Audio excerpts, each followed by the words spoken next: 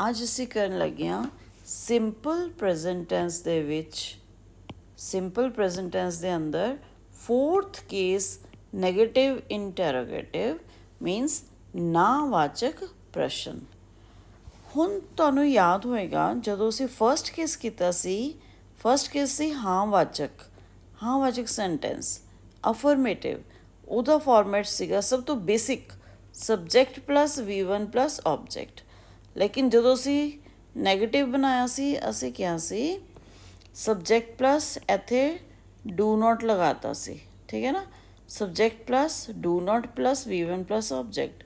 ਲੇਕਿਨ ਜਦੋਂ ਅਸੀਂ ਇੰਟੈਰੋਗੇਟਿਵ ਬਣਾਇਆ ਫਿਰ ਇਹ ਡੂ ਨੋਟ ਇੱਥੇ ਨਹੀਂ ਸੀਗਾ, ਅਸੀਂ subject plus V1 plus object ਦੇ ਅੱਗੇ ਡੂ ਲਗਾਤਾ ਸੀ ਕਿ subject plus V1 plus object ਸੀਗਾ ਕਿ ਅਸੀਂ ਬੈਡਮਿੰਟਨ, ਜਿੱਦਾਂ ਸਬਜੈਕਟ ਹੋ ਗਿਆ ਅਸੀਂ, ਠੀਕ ਹੈ ਜੀ, ਕੀ ਕਰਦੇ ਹਾਂ, ਖੇਡਦੇ ਹਾਂ ਬੈਡਮਿੰਟਨ, ਮੀਨਸ ਵੀ ਪਲੇ ਬੈਡਮਿੰਟਨ। ਪਰ ਜਦੋਂ ਨੈਗੇਟਿਵ ਬਣਾਇਆ ਅਸੀਂ ਕਿਹਾ ਸੀ ਵੀ ਡੂ ਨਾਟ, ਇੱਥੇ ਅਸੀਂ ਡੂ ਲਗਾ ਕੇ ਨਾਟ ਲਗਾਤਾ ਸੀ ਵੀ ਡੂ ਨਾਟ ਪਲੇ।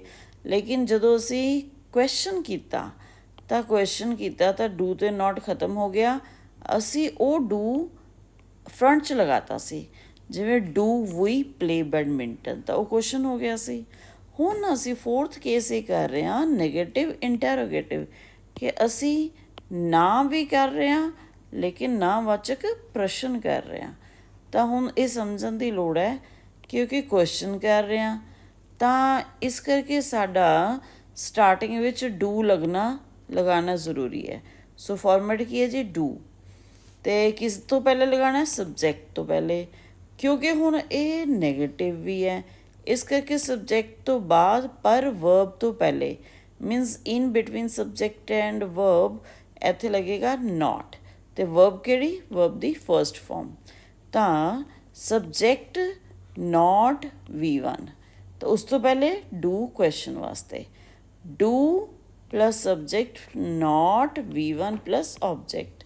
ਤਾਂ ਪੰਜਾਬੀ ਵਿੱਚ ਜੇ ਅਸੀਂ ਕਹੀਏ ਕੀ ਤੋਂ ਸਟਾਰਟ ਹੋਏਗਾ ਕਿਉਂਕਿ ਕੁਐਸਚਨ ਹੈ, ਅਤੇ ਸਬਜੈਕਟ ਅਸੀਂ ਲਿਆ ਅਸੀਂ, ਕੀ ਅਸੀਂ, ਫਿਰ ਆ ਗਿਆ ਵੀ ਅਸੀਂ ਕੀ ਕਰਦੇ ਹਾਂ, ਬੈਡਮਿੰਟਨ ਖੇਡਦੇ ਹਾਂ, ਤਾਂ ਉਹ ਅਫਰਮੇਟਿਵ ਹੋ ਜਾਣਾ ਸੀ ਨਾ, ਵੀ ਸਿੰਪਲ ਕੁਐਸਚਨ ਹੋ ਜਾਣਾ ਸੀ ਕਿ ਕੀ ਅਸੀਂ ਬੈਡਮਿੰਟਨ ਖੇਡਦੇ ਹਾਂ।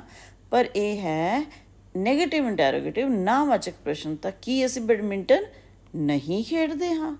ਸੋ ਇਹ ਪੰਜਾਬੀ 'ਚ ਇਸ ਲਈ ਸਮਝਾ ਰਹੀ ਹਾਂ ਕਿ ਸਾਡੀ ਮਦਰ ਟੰਗ ਹੈ, ਮਾਤ ਭਾਸ਼ਾ ਹੈ, ਤਾਂ ਅਸੀਂ ਸੋਚਦੇ ਪਹਿਲਾਂ ਆਪਣੇ ਮਦਰ ਟੰਗ 'ਚ ਹਾਂ, ਠੀਕ ਹੈ ਨਾ।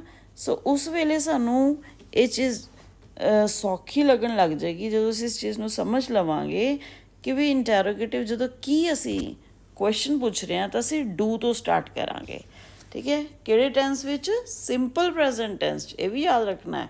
ਤਾਂ ਸਿੰਪਲ ਪ੍ਰੈਜ਼ੈਂਟ ਟੈਂਸ 'ਚ ਡੂ ਤੋਂ ਸਟਾਰਟ ਕਰਨਾ ਹੈ, ਫਿਰ ਆਏਗਾ ਸਬਜੈਕਟ ਆਈ ਵੀ ਯੂ ਦੇ, ਠੀਕ ਹੈ ਜੀ।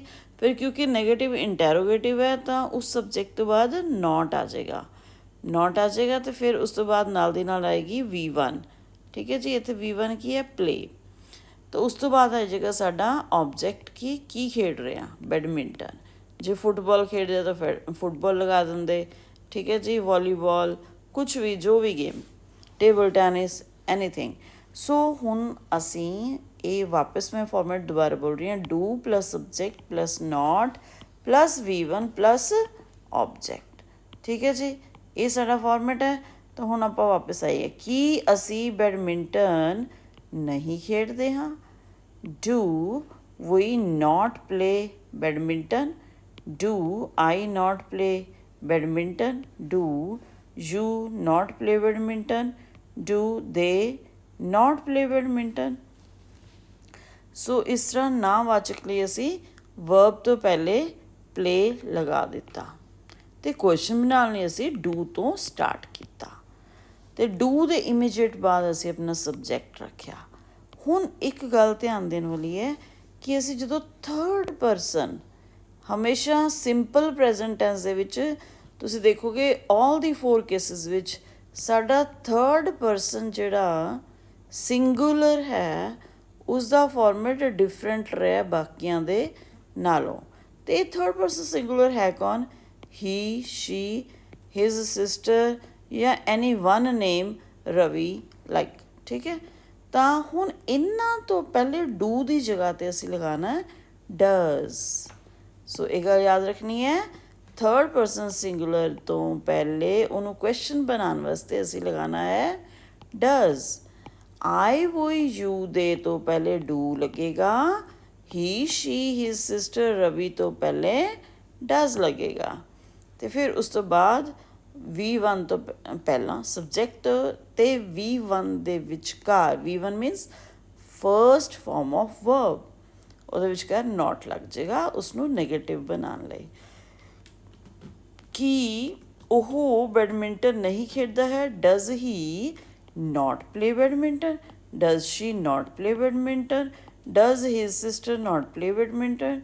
Does Ravi not play badminton? The end ਵਿੱਚ ਕੁਐਸਚਨ ਮਾਰਕ ਬੱਚੋ ਪਾਣਾ ਬਹੁਤ ਜ਼ਰੂਰੀ ਹੈ।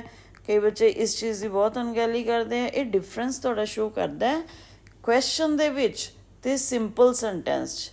ਜਦੋਂ ਹਾਂ ਵਾਚਕ ਹੈ ਅਸੀਂ ਫੁੱਲ ਸਟਾਪ ਨਾਲ ਐਂਡ ਕਰਾਂਗੇ ਸੈਂਟੈਂਸ ਨੂੰ, ਲੇਕਿਨ ਜਦੋਂ ਪ੍ਰਸ਼ਨ ਵਾਚਕ ਹੈ ਤਾਂ ਲਾਸਟ ਦੇ ਵਿੱਚ ਕੁਐਸਚਨ ਮਾਰਕ ਪਾਉਣਾ ਬਿਲਕੁਲ ਵੀ ਨਹੀਂ ਭੁੱਲਣਾ। ਸੋ ਇਹ ਸੀ ਤੁਹਾਡਾ ਨੈਗੇਟਿਵ ਇੰਟੈਰੋਗੇਟਿਵ। ਅਤੇ ਇਹਦੇ ਵਿੱਚ ਅਸੀਂ ਇਹ ਧਿਆਨ ਰੱਖਣਾ ਕਿ ਕਿਉਂਕਿ ਇੰਟੈਰੋਗੇਟਿਵ ਹੈ, ਪ੍ਰਸ਼ਨ ਪੁੱਛ ਰਹੇ ਹਾਂ, ਤਾਂ ਡੂ ਜਾਂ ਡਜ਼ ਤੋਂ ਸਟਾਰਟ ਕਰਨਾ ਹੈ। ਡੂ ਲਈ ਜਿਹੜਾ ਡੂ ਸਟਾਰਟ ਹੈ ਉਹ ਕਿਸ ਲਈ ਕਰਨਾ ਹੈ? ਆਈ ਵੋ ਯੂ ਦੇ ਲਈ। ਡਜ਼ ਸਟਾਰਟ ਹੀ ਸ਼ੀ ਜਾਂ ਥਰਡ ਪਰਸਨ ਸਿੰਗੂਲਰ ਵਨ ਨੇਮ ਵਾਸਤੇ ਅਸੀਂ ਡਜ਼ ਤੋਂ ਸਟਾਰਟ ਕਰਾਂਗੇ। ਅਤੇ ਵਿਚਕਾਰ ਵਰਬ ਤੋਂ ਪਹਿਲੇ ਨੋਟ ਲਗਾਉਣਾ ਨਹੀਂ ਭੁੱਲਣਾ। ਐਂਡ ਦੇ ਵਿੱਚ ਕੁਐਸਚਨ ਮਾਰਕ ਆਏਗਾ।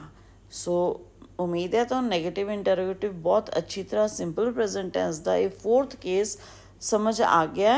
ਐਨੀ ਕੁਐਸਚਨ ਯੂ ਕੈਨ ਕਮੈਂਟ। ਇਸ ਦੇ ਵਰਗੇ 5 ਸੈਂਟੈਂਸਿਸ ਆਪਣੇ ਵੱਲੋਂ ਲਿਖਣੇ ਹੈ ਕਮੈਂਟ ਬਾਕਸ ਦੇ ਵਿੱਚ, ਤਾਂ ਕਿ ਮੈਨੂੰ ਪਤਾ ਲੱਗ ਜਾਏ ਕਿ ਤੁਸੀਂ ਇਸ ਚੀਜ਼ ਨੂੰ ਸਮਝ ਲਿਆ ਹੋਇਆ।